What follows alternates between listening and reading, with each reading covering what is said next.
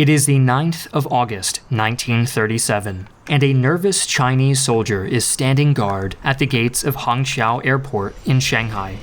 He has heard reports from the north of a great Japanese army sweeping through Beijing's feeble defenses, crushing all resistance in their path. Yet, inexplicably, things here in the south remain almost disturbingly normal. With no formal declaration of war, the citizens of Shanghai are not even sure what to think.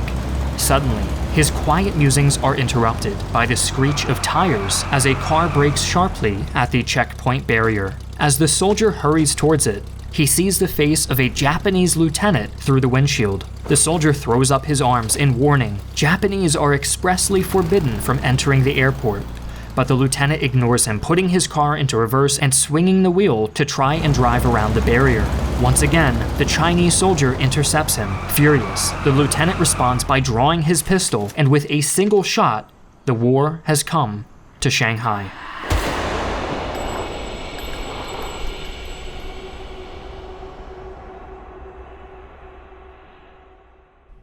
Hi, I'm Griffin Johnson, the Armchair Historian.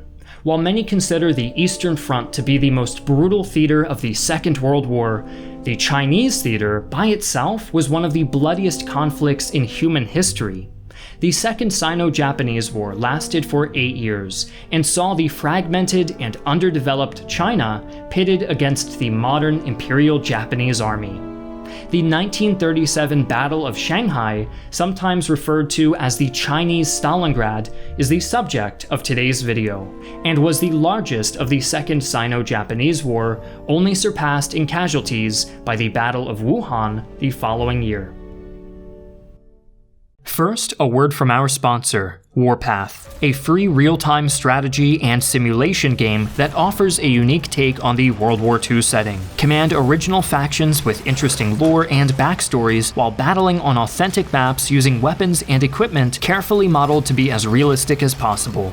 Enjoy total control over the battlefield, assigning orders to each unit under your command individually to pull off advanced tactics, such as flanking, encircling, and outmaneuvering your opponents. Feedback on your decisions is instant and comprehensive, letting you see exactly what factors influenced your victory or defeat.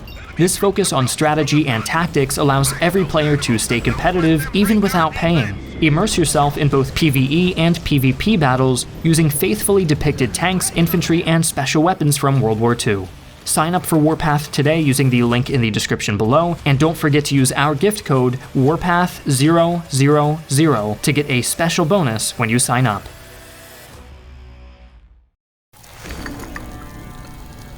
During the early 1900s, China was deep into its century of humiliation, a period of time when it seemed certain to collapse under the weight of internal and external threats.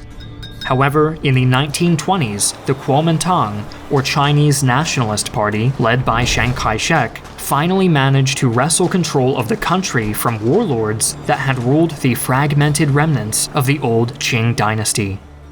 But then, everything changed when the Japanese nation attacked.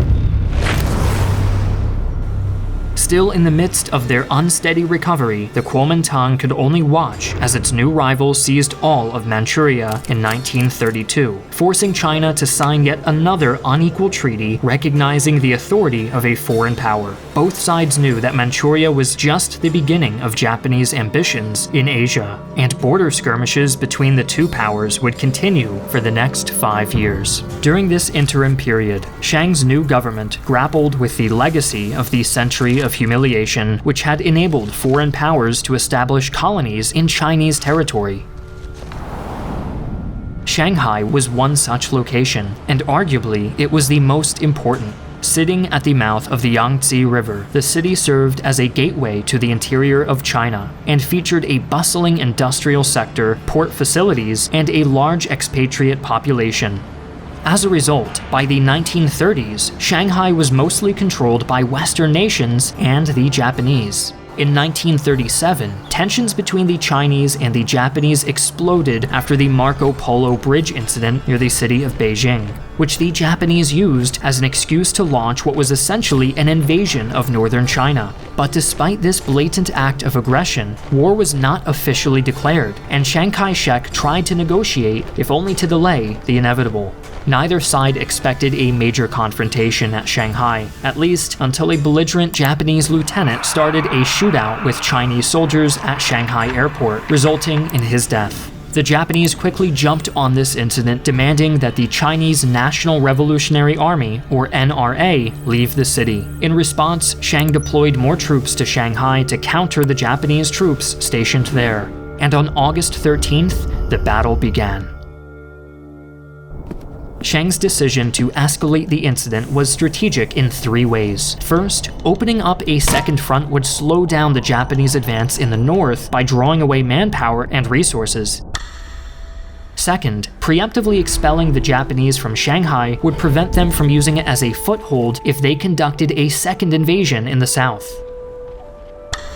And third, a major battle would demonstrate Chinese resolve to the rest of the world. However, the decision was risky, as a Japanese breakthrough would threaten the capital city, Nanjing, which was little more than 300 kilometers or 186 miles downriver. Initially, the Chinese operational goal was simply to destroy Japanese forces in the area. Although they possessed a huge numerical advantage, the Chinese army of the time was incapable of waging modern warfare. With the exception of certain units, such as the elite German-trained 88th Division, most Chinese soldiers were poorly equipped conscripts, marching into battle with nothing but a rifle and a bayonet. This, in conjunction with mass frontal assaults against a fortified enemy with tanks and artillery, resulted in massive casualties and virtually no progress.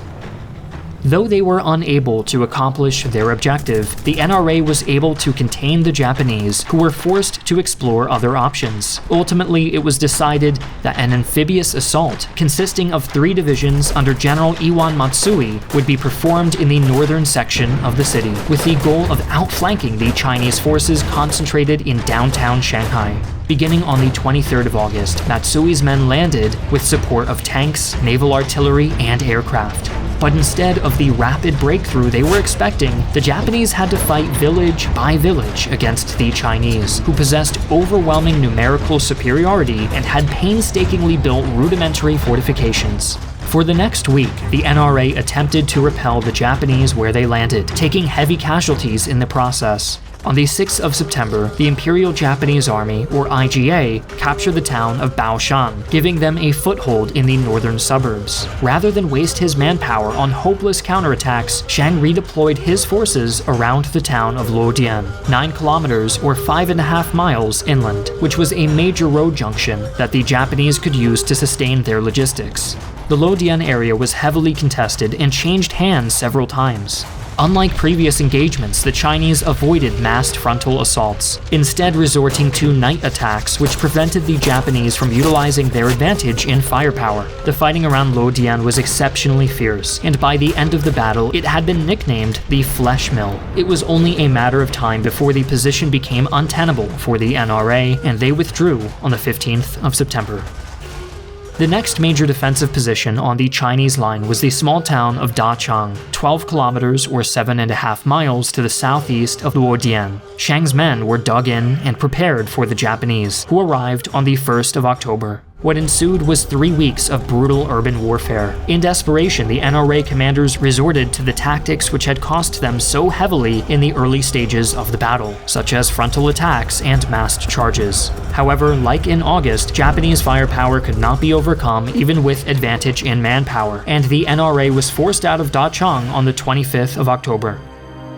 Despite this development, Chiang decided to redeploy his men in the city to the western suburbs. He was determined to show the world that although downtown Shanghai was lost, the Chinese had not given up and would fight the Japanese every step of the way. As such, he ordered a battalion from the elite 88th Division to defend Sihang Warehouse, which bordered the western-controlled international settlement, while the rest of the NRA retreated from downtown Shanghai. Chiang hoped that the foreigners watching the battle from across the river would see the fierceness of Chinese resistance. Additionally, the warehouse was made of concrete, and the danger of striking foreign territory forced Japan not to use naval artillery. On the 27th of October, the Japanese surrounded the warehouse, and for the next 3 days they attempted to dislodge the 400 defenders through bombardment and repeated infantry and tank assaults, but were unsuccessful. Finally, on November 1st, Shang allowed the defenders to retreat, and most escaped to the international settlement. While Sihong Warehouse was being contested, the Japanese landed a second invasion force at Jinshanwei, 40 kilometers or 24 miles south of downtown Shanghai. Threatened with encirclement, Shang finally ordered a general retreat from the city and its suburbs. For the Chinese, the most important priority was now the defense of the capital, Nanjing, only 300 kilometers or 180 miles up the Yangtze. On November the 11th, the Japanese began the march to Nanjing, and little more than a month later, the capital fell. The loss of Shanghai had dire effects for the Chinese war effort due to its economic importance and the fact that it had enabled the Japanese to capture Nanjing. Aggravating this were the huge losses that the NRA suffered. Of the 700,000 men deployed to Shanghai, roughly 300,000 became casualties. The German-trained divisions, which Shang deployed at the most crucial points of defense, were especially hard hit, losing 60% of their strength. However, the battle was a morale victory for the Chinese, who felt that they had demonstrated their resolve to both the enemy and the international community. Additionally, the battle bought them enough time to relocate most of their industry to the Chinese interior. The Japanese, although victorious, were bitterly disappointed about how costly the battle had been. They underestimated the Chinese will to fight, and expected Shanghai to fall in a few days rather than 3 months. It took not one, but 2 naval invasions to take the city, and out of the 300,000 Japanese soldiers who were deployed, there were 60,000 killed or injured. Despite its loss at Shanghai, China continued to resist, alone, for the next 4 years. Thanks again to Warpath for sponsoring this video. Play Warpath using my special link and code below to support the channel.